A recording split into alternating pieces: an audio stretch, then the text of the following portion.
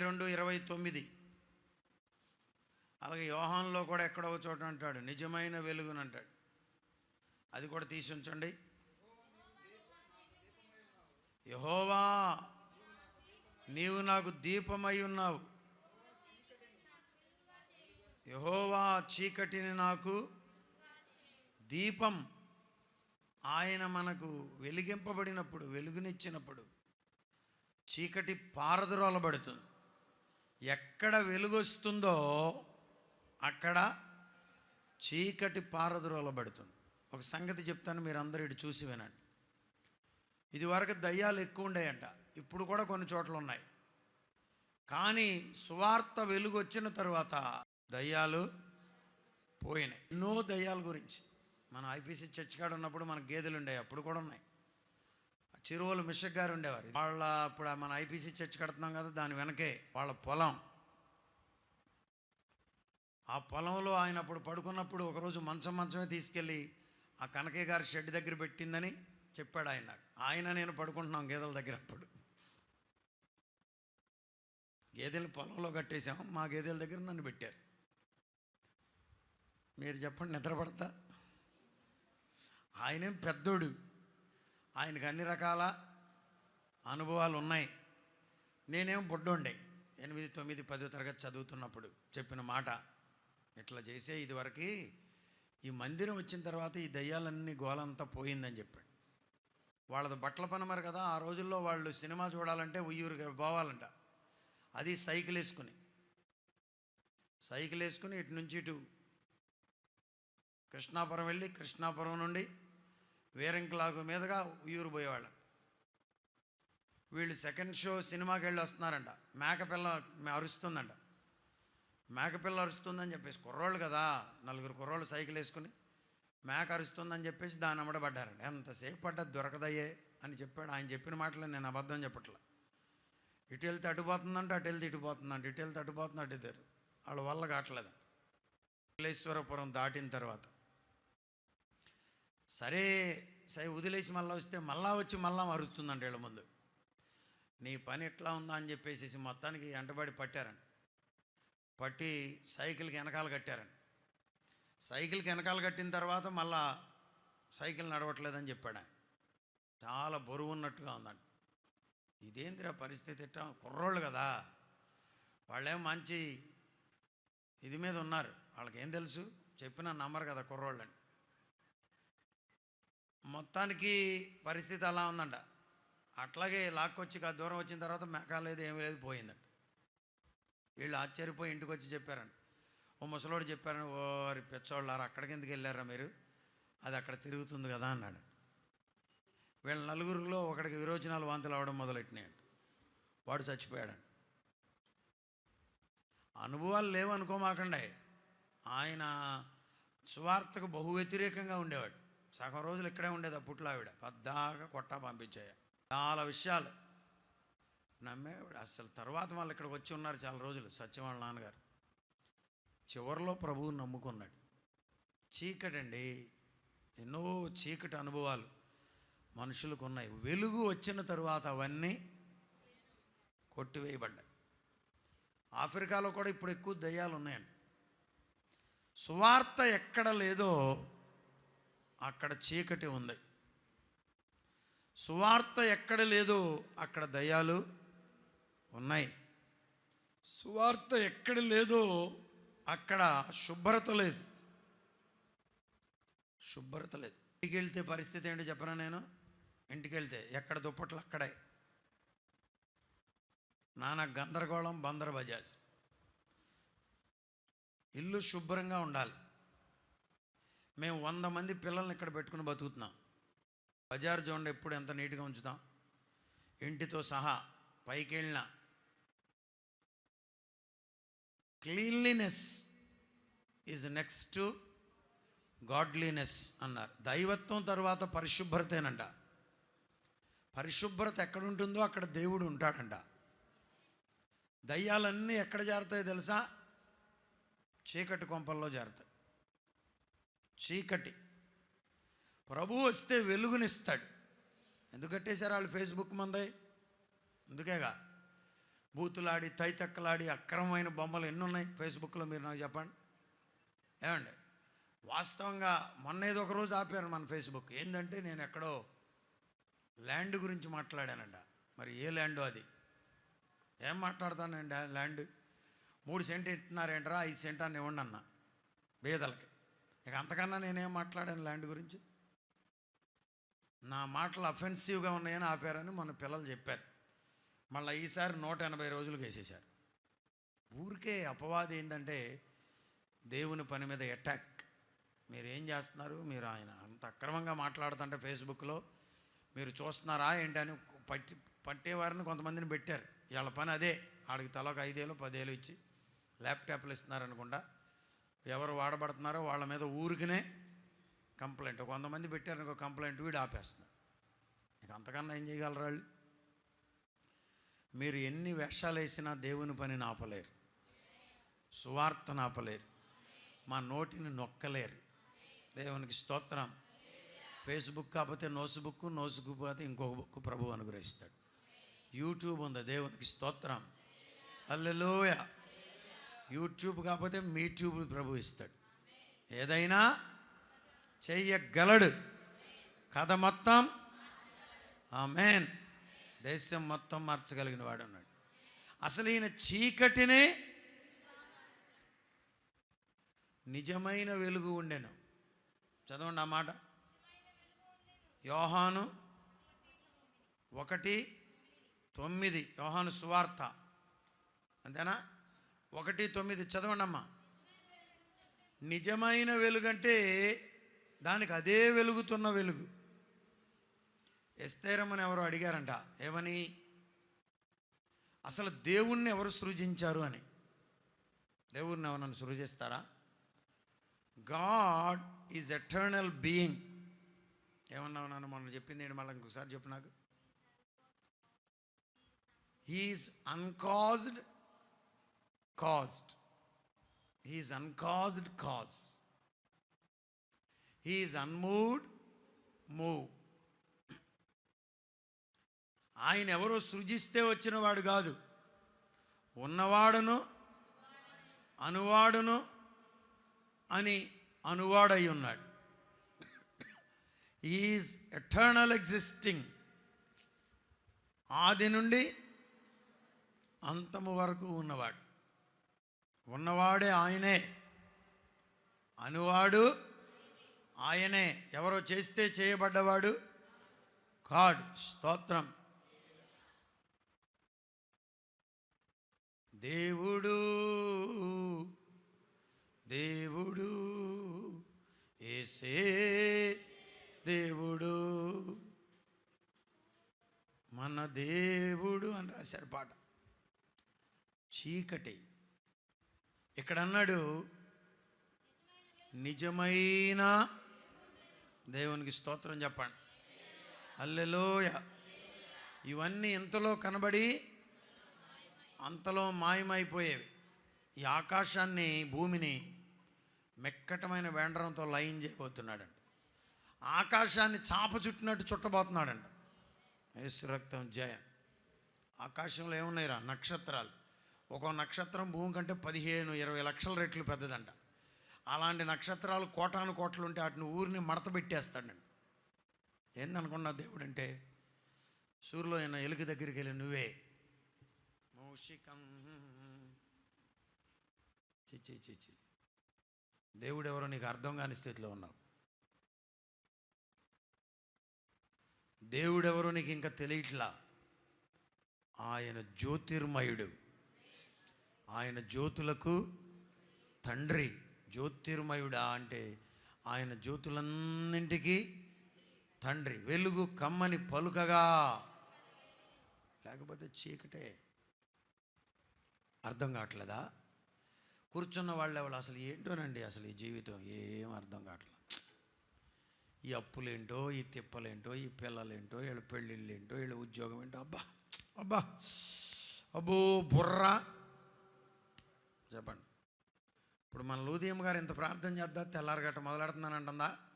అయ్యా అమ్మాయి, అయ్యా అమ్మాయి పొద్దాక ఇదే గోల. అమ్మాయిని దేవుడు దీవించగలడు, అబ్బాయిని దేవుడు మార్చగలడు. నేను చింతించేది ఏమీ లేదు, ఒకవేళ చింతించి తెచ్చేది కూడా ఏమీ లేదు. వెలుగులో ఉండడం అంటే ఏంటంటే నాన్న ఒక కంప్లీట్ అండర్స్టాండింగ్. ఈ పిల్ల ప్రిన్సీ, ఈమె బ్లెస్సీ, ఈమె ఎస్తేరు, ఇది ఒక కుర్చీ, ఇది పవర్ బ్యాంక్. ఇది వెలుగులో ఉన్నప్పుడు. వెలుగు లేకపోతే చీకటి. అమ్మాయి ఇదేంట్రా, ఇదా,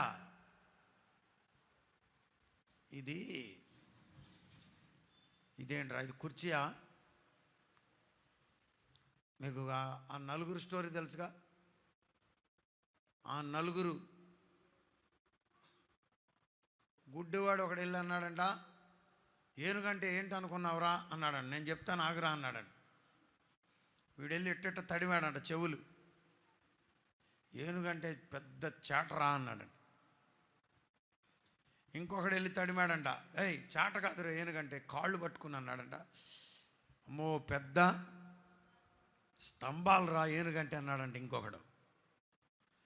ఇంకొకడేమో తోక పట్టుకున్నాడంట, పెద్ద తాడురా అన్నాడు. చీకట్లో ఉన్నవాడు పరిస్థితి అదే. He will not get an idea. పరలోకం గురించి అర్థం లేదు, నరకం గురించి అవగాహన లేదు, దేవుడు ఉన్నాడన్న సంగతి వానికి తెలియదు. ఎయిరా చిందంటే వేస్తున్నారు అంతే. ఎందుకు వేస్తున్నారంటే అందరూ వేస్తున్నారు, మేము వేస్తున్నాం. ఏసై ఎన్ని మైకులైనా పెట్టేయి. ఒక చిన్న మైకు పెడితే పోలీసు వారు వచ్చి పర్మిషన్ ఉందా? ఓరి నాయన, రాత్రి 1 గంటకు చిందులు, ఊరంతా పెద్ద మైకులు, డీజీ బాక్సులు, ఆ ఏరియాకి కూడా పోవట్లేదు. ఆ మధ్య ఇన్స్పెక్షన్కి వచ్చారు ఒక బ్యాచ్. మేమన్నా మమ్మల్ని ఇన్స్పెక్ట్ చేయటమేనా, అడుగు డబ్బులు తీసుకున్న వాళ్ళని కూడా వాళ్ళని ఏమైనా ఇన్స్పెక్ట్ చేస్తారా అని అడిగాం. ఆయన విజయ్ కుమార్ అని ఒక పెద్ద ఆఫీసర్, ఆయన అన్నాడు, మేము అక్కడికి వెళ్తే మమ్మల్ని అక్కడ గుంట తవ్వి పాతేసేస్తారు. అంటే మేము పాతేయలేమని మా దగ్గర హడావిడి. ఆయన అన్నమాట, నేను అబద్ధం చెప్పట్లా. వెలుగు, చీకటి. వెలుగులో ఉన్నవా, ఒక క్లియర్ అండర్స్టాండింగ్ నీకుంటుంది, ఒక నిశ్చయత, ఒక సంపూర్ణమైన అవగాహన. ప్రభువు నన్ను ఈ లోకానికి పంపాడు, ఈ లోకంలో ప్రభు కృపను బట్టి నేను బ్రతుకుతున్నాను. ఒక దినాన నేను యాత్ర ముగిస్తాను, ప్రభువు నన్ను పిలుస్తాడు, నేను వెళ్ళిపోతాను. నాదు యాత్ర ముగియు నీళ్ళలో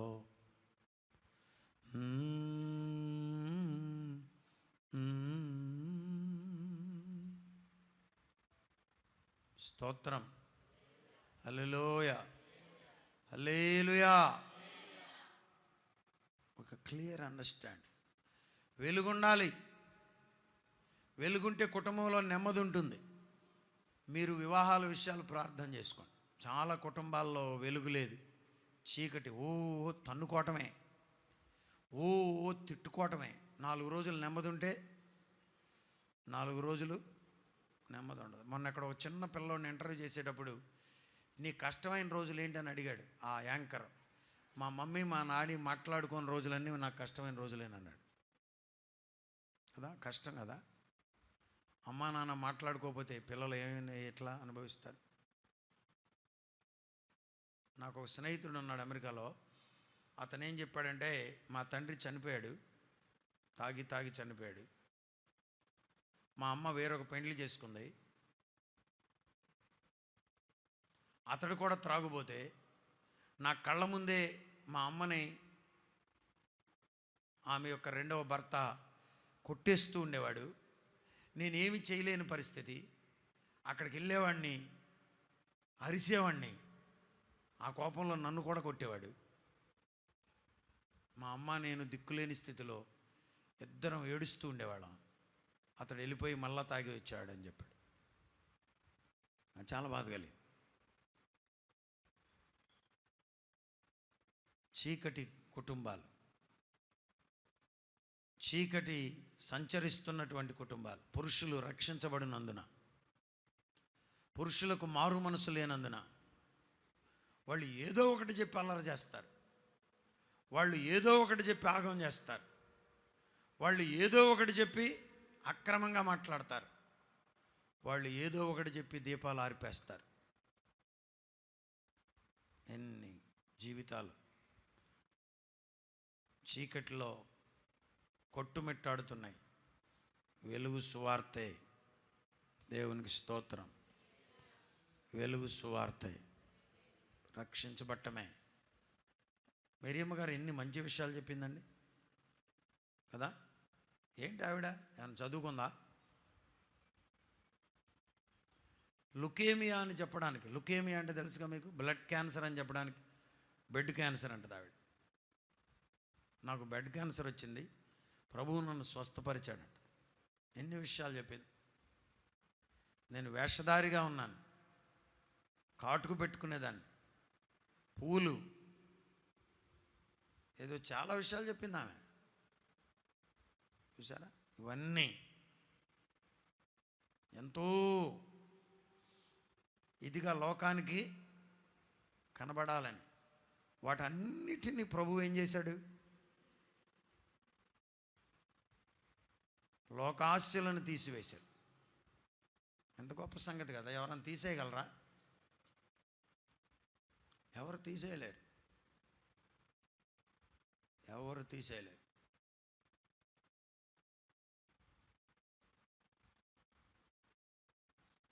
ఎవరు తీసేయలేరు. బర్నబాసాయి గారు వర్తమానం అందించారు, ప్రార్థన చేయడం మొదలెట్టామన్నా.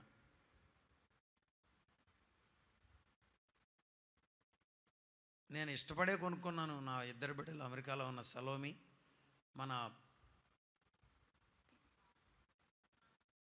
పాలంకిపాడు పావని, ఇద్దరు వచ్చారు. సెల్ ఫోన్ ఆ రెండు కొనిపెట్టారు, వాళ్ళే సెలెక్ట్ చేశారు. చాలా ఖరీదైన వాచ్. నేను చేతికి పెట్టుకుని చెయ్యి ఎత్తా, ప్రభువు నీకు అక్కర్లేదు ఇది అన్నాడు. తీసేసి అప్పుడే జేబులో పెట్టుకున్నా.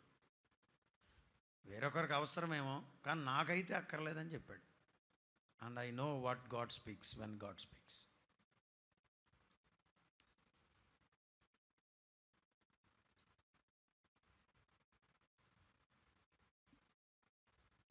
చీకటిలో నుండి వెలుగులోనికి నీవు నడిపించబడినప్పుడు విషయాలు గ్రహిస్తావు, స్వరాన్ని వినగలుగుతావు.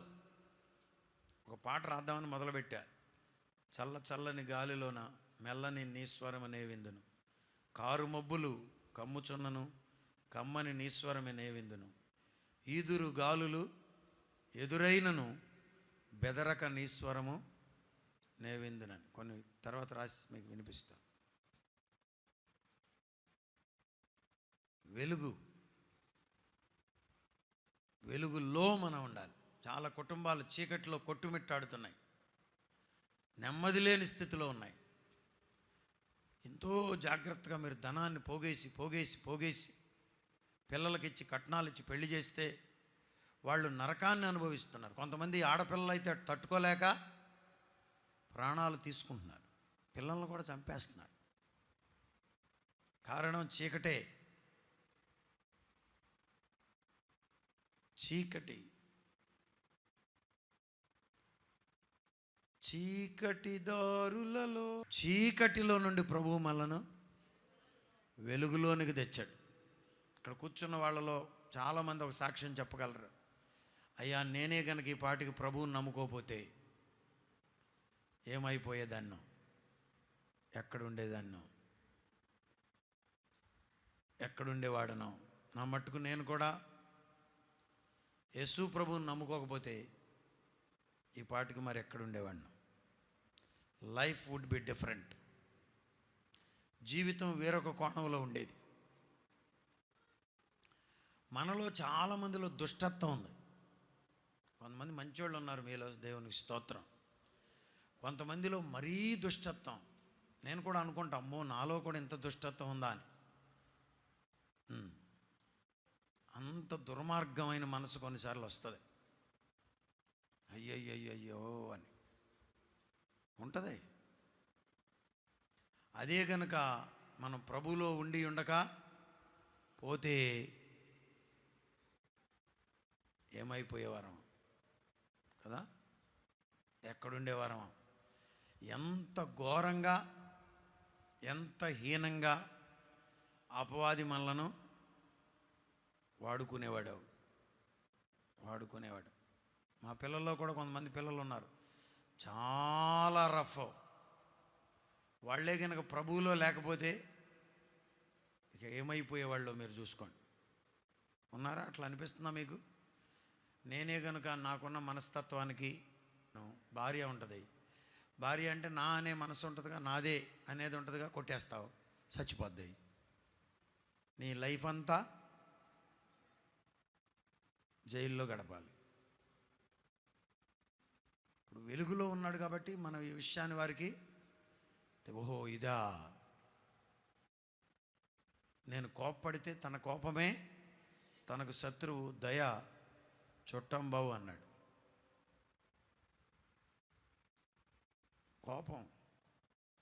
కోపం ఎక్కడ తీసుకెళ్తుంది నిన్ను? నరకానికి. కోపం నరహత్య చేసేటట్లుగా చేస్తుంది, నరహత్య నరకానికి తీసుకొని పెడుతుంది. చేతిలో కత్తిపీట ఉందని చేసేస్తే ఉండగానే వాడు తాగొచ్చి అల్లరి చేసి ఇబ్బంది పెడుతున్నాడంట భార్యని. పాప మా అమ్మాయి ఆ బాధకు తట్టుకోలేక వెళ్ళి పోలీస్ కంప్లైంట్ ఇచ్చింది. నా మీదే పోలీస్ కంప్లైంట్ పెడతామని కత్తి తెచ్చాడు. పాప మా అమ్మాయి దండాలు పెడుతున్నా, అరుస్తున్నా వదిలిపెట్టకుండా చిత్రవదగా నరికేశాడు. 2-3 పడి ఆపుతున్నారు, చచ్చిపోయింది అమ్మాయి, చచ్చిపోయింది. ప్రభువుని నమ్ముకుంటే పరలోకంలో ఉంటుంది, అది వేరే సంగతి. మనోడు నరికినంత తేలిగ్గా ఉండదు. అక్కడ కత్తికి ఒక కండ తీస్తారు. ఇప్పుడు అక్కడ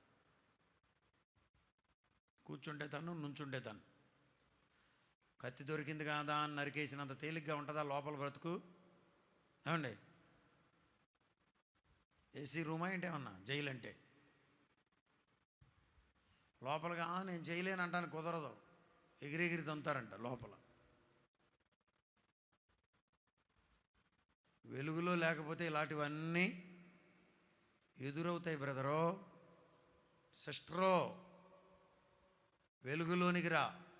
చీకటిలో నుండి మిమ్మును వెలుగులోనికి పిలిచిన వాని గుణాతిశయములను ప్రభువు మనల్ని పిలిచాడు.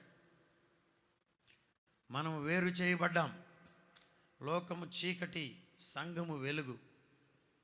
చీకటి పాపం, చీకటి అపవిత్రత, చీకటి అజ్ఞానం, చీకటి అంధకారం, చీకటి అవిధేయత, చీకటి అంధత్వం, గురుడితనం, అందులో నుండి ప్రభువు నన్ను వేరుపరిచాడు.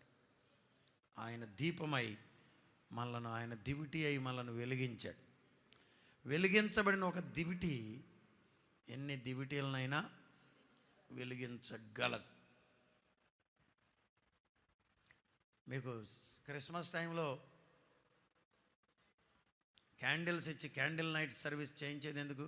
క్యాండిల్ సర్వీస్ నువ్వు ఒక్కదాని వెలిగితే, నువ్వు ఒక్కని వెలిగితే ఎంతమందినైనా వెలిగించగలవు.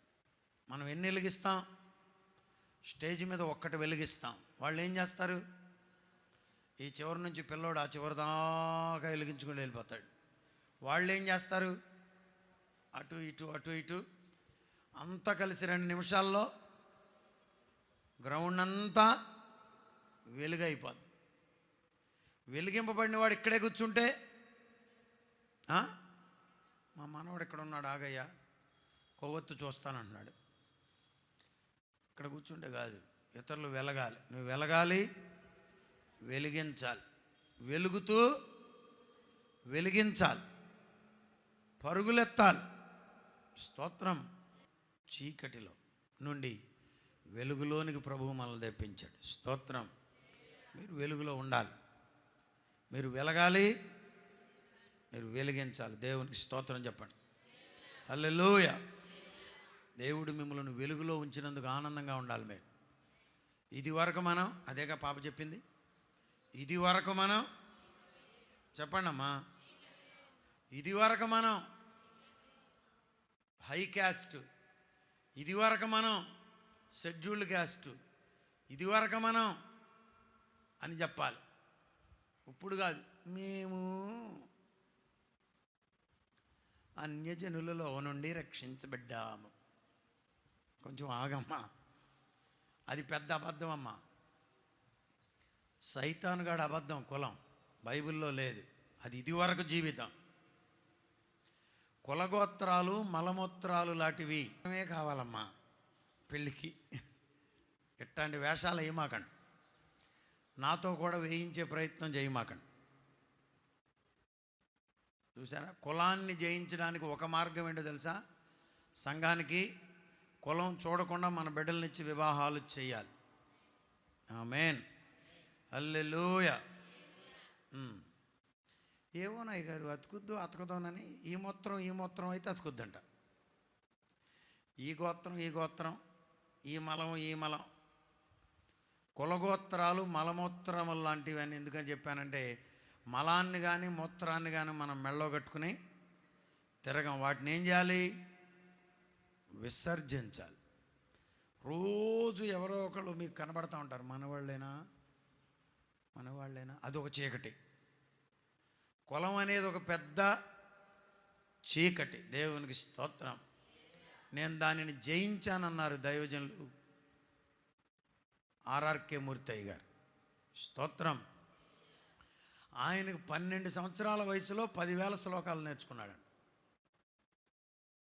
12 సంవత్సరాలు, తెలుసు కదా మీకు. బ్రాహ్మణ పండితుడిగా. చాలామంది అప్పటికి ఆయన బ్రతుకున్నప్పటికీ వాక్యం చెప్పండి అంటే శ్లోకాలు చదువుతున్నారు. ఆయన ఎవరో అడిగారంట, అయ్యా మీరు మరి ఫలానా కదా, మీకు ఎందుకు శ్లోకాల్లో నుంచి ప్రభువుని చెప్పొచ్చుగా అంటే, ఆయన అన్నాడంట, మీకు టేప్ రికార్డర్ తెలుసా, క్యాసెట్ తెలుసా? క్యాసెట్లో మనం ఒకసారి ఒకటి ఎక్కించిన తర్వాత మళ్ళీ ఇంకొకటి ఎక్కించాలంటే ఫస్ట్ది కంప్లీట్గా డిలీట్ అయిపోద్ది, రెండోది అప్పుడు ఎక్కుద్ది. ప్రభువు నాకు రక్షణ ఇచ్చిన తర్వాత వాటన్నిటిని డిలీట్ చేసేసాడు. చిన్నప్పుడు అప్పచెప్పిన మాట వాస్తవమే, కానీ ఇప్పుడు నేను కావాలనుకున్నవి నాకు గుర్తు రావట్లేదు. పరిశుద్ధ గ్రంథం చాలన్నాడు. హల్లెలూయా, ఆమేన్.